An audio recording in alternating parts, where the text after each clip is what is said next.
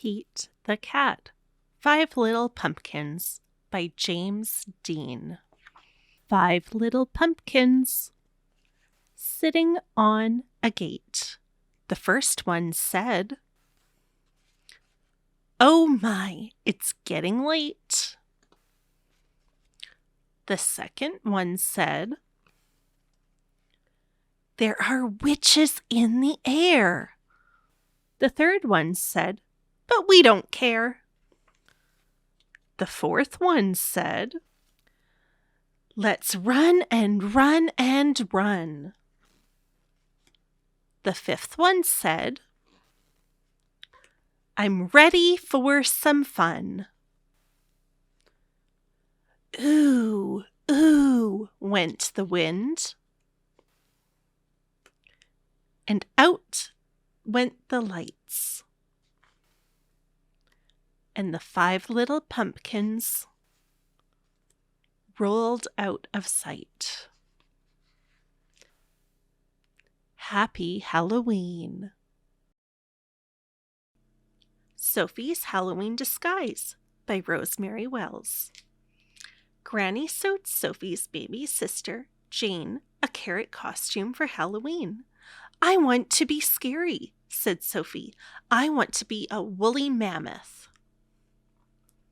Granny made the woolly mammoth costume. It was very scary. Halloween night, Sophie, Daddy, and Jane went out trick-or-treating.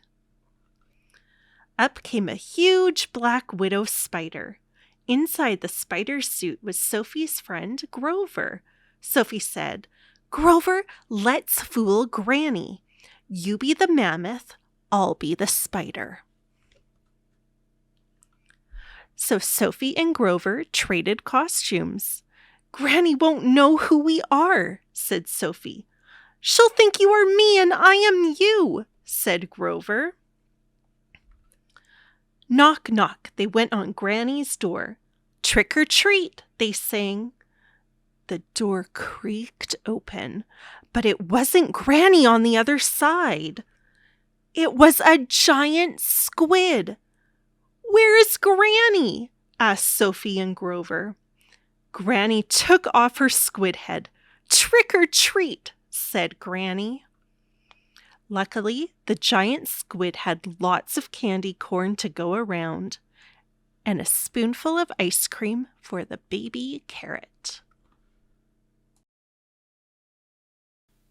My Baby Loves Halloween by Jabari Asim, pictures by Tara Nicole Whitaker.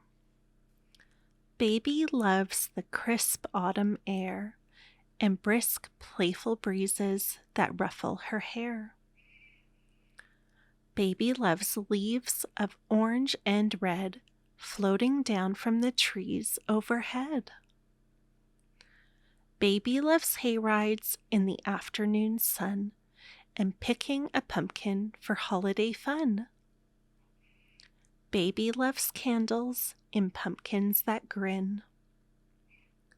Baby loves to dress up and pretend she could be a fairy in a sparkly suit or a mighty hero in a cape and boots. She could be a unicorn, a queen, or a cat, or a wizard with a wand and a pointy hat. Baby loves candy and goodies to eat. Baby loves tricks. Baby loves treats. Baby loves parades beneath the moon so bright. Smile, baby, it's Halloween night. 5 Little Pumpkins on Halloween Night by Sandra Magsamen. 5 little pumpkins giggling all day long. The first one said, "Let's sing a song." The second one said, "We shine so bright." The third one said, "Yes, we're a beautiful sight." The fourth one said, "We're a little bit spooky and kooky too." The fifth one said, "We spread a lot of love. That's what we do." Fright Club by Ethan Long. It was the night before Halloween when Vladimir called one last Fright Club meeting to go over Operation Kitty Scare. Quiet, everyone, quiet. We have a lot to do. Suddenly, there was a knock, knock, knock at the door. Vladimir peered out the peephole. "Aw, look, an adorable little bunny." The bunny had no time for small talk. "May I join Fright Club?" "You in Fright Club? That is such a cute idea. But I'm afraid Fright Club is for monsters only. Now shoo." And the bunny hopped away. Vladimir got back to business. Now, where were we? Oh, yes. So who's been practicing their ghoulish faces? "Ooh, ooh, me. Blah, blah," went Virginia. "Pfft," went Sandy. "Wowza, wowza, wowza," went Fran. Vladimir just shook his head. "Those faces wouldn't scare a daddy longlegs. Why haven't you been practicing?" "I've been practicing." Everyone gathered around Mumford. 1, 2, 3. Pop! Boring. Then there was another knock, knock, knock at the door. "What do you want?" "My name is Francis Fox, public attorney. My client states that you denied her inclusion in your so-called Fright Club." "That's because Fright Club is for monsters only." "Why? Because only monsters are frightening?" "Of course! That is exactly why. Goodbye." Slam. Vladimir tried to refocus. "Does anyone have any scary moves?" "Ooh, I do. Yeah." The monsters definitely had some scary moves, but not in the way Vladimir had hoped.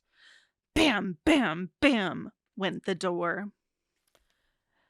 Hiss, moan, boo. We can scare too. Hiss, moan, boo. We can scare too. Vladimir slammed the door behind him. "What are we going to do?" "Nothing. If you ignore cute little critters, they eventually go away." But the critters did not go away. Moan, crackle, cackle, cackle, growl, woo, blah, blah, blah. "Now may I join Fright Club?" "Yeah, me too. And me. Bzzz." Yes. Turns out not only monsters make ghoulish faces. Grr. Grr. Scary moves. Whoosh. Whoosh. And chilling sounds. Cackle, cackle, cackle. Cackle, cackle, cackle. And when it comes to scaring, the more the merrier. Clap, clap, clap, clap, clap. So when Halloween arrived, Fright Club was ready. Vladimir was sure that Operation Kitty Scare wouldn't be just good. It would be scary good. The Great Pumpkin Returns by Charles M. Schulz. Every fall, while all the kids in the neighborhood pick out their Halloween costumes, Linus Van Pelt sits at home and writes a very important letter. "Dear Great Pumpkin, I am looking forward to your arrival on Halloween night. I will be waiting for you, as usual, in my pumpkin patch." Unfortunately, not everyone believes in the Great Pumpkin. Linus's sister, Lucy, is one of those people. "Don't tell me you're writing another letter to that ridiculous fruit," Lucy says. "You're the only person in the whole world who believes in that fairy tale. There's no such thing as the Great Pumpkin." Linus thinks Lucy is wrong. "He's not a fairy tale. He's real," he tells her. Then Linus gets an idea. "I'll show you," says Linus. "I'll find someone else who believes in the great pumpkin, and on Halloween night, we'll wait in the pumpkin patch together." Linus asks Sally if she would like to wait with him for the great pumpkin's return. "Not again," Sally says. "Fool me once, shame on you. Fool me twice, and I sue." Linus asks other friends, but is surprised to learn none of them believe in the great pumpkin. Not Franklin, not Pigpen, not Marcy. "Sorry, Linus, I just don't believe in the great grape," Marcy says. Not even Linus's best friend, good old Charlie Brown, believes. "Come on, Charlie Brown, you believe in the great pumpkin, don't you?" Linus asks.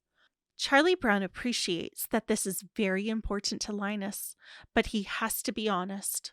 "Well," says Charlie Brown, "I believe that you believe in the great pumpkin. Does that help at all?" Linus feels defeated. "No one believes in the great pumpkin," Linus complains to his friend, Peppermint Patty.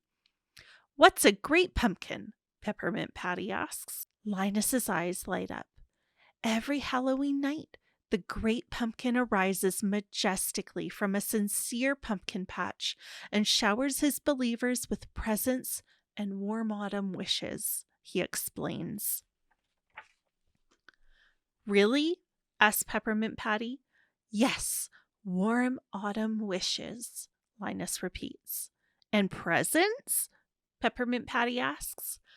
"Fabulous presents," Linus tells her, "but you must have faith and accept his presents with a pure heart and deep sense of gratitude." "I can do that," shouts Peppermint Patty. Peppermint Patty shakes Linus's hand excitedly. "That sounds fantastic. Count me in. If there are presents, then I believe in the great pumpkin too," she says. The day before Halloween, Marcy asks Peppermint Patty for advice. "What costume should I wear, sir? Astronaut or restaurant critic?" "You can never go wrong with circus clown," says Peppermint Patty. "What will you be wearing?" Marcy asks. "I'm not trick-or-treating this year," Peppermint Patty announces. "I'm waiting for the great pumpkin with Linus." Marcy thinks Peppermint Patty is making a bad decision. "Don't do that, sir. The great zucchini isn't real." "Pumpkin," corrects Peppermint Patty. "I believe in him. I even wrote him a letter. As for trick-or-treating, I'll just send you my Halloween candy bag with you. You can drop it off for me when it's full." At last it's Halloween night. Linus is waiting patiently in the pumpkin patch when he sees two familiar faces, Snoopy and Woodstock. "Are you waiting for the great pumpkin too?" Linus asks. Snoopy shakes his head no. "Sorry, old sport, we must be going," Snoopy thinks, patting Linus on the back. "We're on a top secret mission." Woodstock chirps in excitement. Snoopy continues his thoughts. "That's right. That house over there is giving out homemade popcorn balls." Peppermint Patty finally arrives at the pumpkin patch. "When's this great pumpkin guy supposed to show up?" she asks. "Who knows? That's part of the fun," cheers Linus. "Well, I'll wait as long as I have to, just as long as I get my new baseball glove," says Peppermint Patty. "That's all I asked the great pumpkin to bring me." Linus is shocked. "You can't ask for something specific," he says. "The great pumpkin brings whatever he chooses to bring you, if anything at all. He is benevolent and exercises his own judgment. You've insulted him. He's never going to show up now." "How was I supposed to know that?" Peppermint Patty hollers. "It's not like you gave me a brochure to read." Linus is furious. "Get out," he says. "Leave this pumpkin patch." Linus looks to the sky and cries out, "Forgive me, great pumpkin. I didn't mean to insult you. Bring me whatever you want. Or don't. It's fine either way. Just show up this year, please." An hour passes, then another. Linus wishes Peppermint Patty was still waiting with him. He feels embarrassed about insulting the Great Pumpkin and ashamed of how he treated his friend. Linus is still in the pumpkin patch when Snoopy and Woodstock return. Snoopy is carrying a plate full of homemade popcorn balls. Snoopy stops and gives Linus a popcorn ball. He thinks to himself, "Poor chap. Looks like he's had a rough night. Have a treat. This mission was hard on us all." Snoopy and Woodstock march back home.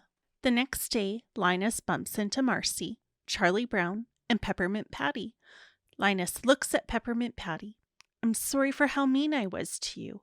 I just wanted to see the Great Pumpkin so badly that I lost my temper." "Don't feel bad, Linus," Peppermint Patty says. "There's always next year." "It's always the same," complains Linus. "I wait and he never shows up. I should stop believing in the Great Pumpkin." Marcy now understands how upset Linus is. "Don't stop believing," she tells him. "Your belief in the Great Pumpkin makes you a dreamer. This world needs dreamers." Marcy's kindness makes Linus feel better. "You're right. Next year I'll make that pumpkin patch even more sincere. Who is with me?" Linus asks. "Not us," says Marcy, "but we are behind you." "Last night wasn't all bad," Linus continues, thinking about it. "After all, Snoopy did bring me a popcorn ball." "You spent all night in the pumpkin patch and got a popcorn ball?" Charlie Brown sighs. "I went trick-or-treating for hours and only got a toothbrush." Thanks for watching and happy Halloween.